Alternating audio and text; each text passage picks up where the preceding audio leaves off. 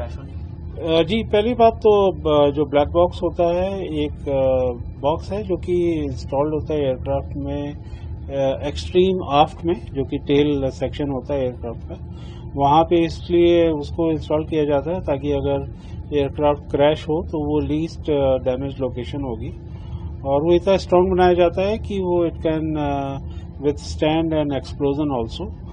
और उसमें black box में दो कंपोनेंट होते हैं, एक सीवीआर कॉकपिट वॉइस रिकॉर्डर, जिसमें कि हम कॉकपिट में जो भी बात करते हैं तो वो सारी की सारी रिकॉर्ड होती हैं, और दूसरा कंपोनेंट होता है उसका डीएफटीआर, जिसको बोलते हैं digital data flight data recorder, और उसमें बेसिकली एयरक्राफ्ट के इंजन के और एयरक्राफ्ट के सारे पैरामीटर्स रिकॉर्ड होते हैं। उसमें अगर इंजन के कोई पैरामीटर्स हैं, फ्यूल के हैं, सिस्टम्स के हैं, वो सारे पैरामीटर्स रिकॉर्ड होंगे।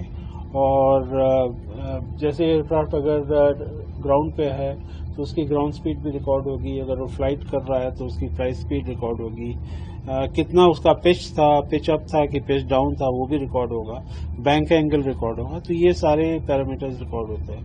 पर हालांकि इस केस के अंदर ब्लैक बॉक्स रिकवर हो गए हैं, पर हम उससे वो कोई जादुई वो ब्लैक एंड व्हाइट में नहीं बोल सकता कि ये गलती थी, क्योंकि उससे पहले डेटा डिराइव किया जाएगा, उसका एनालिसिस होगा।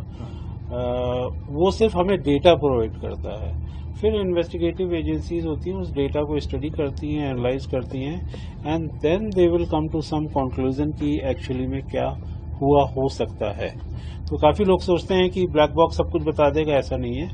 वो हमें सिर्फ डेटा प्रोवाइड करता है, डेटा ये सारी जांच एजेंसियां उसको एनालाइज करती हैं, फिर रिजल्ट पे आती है।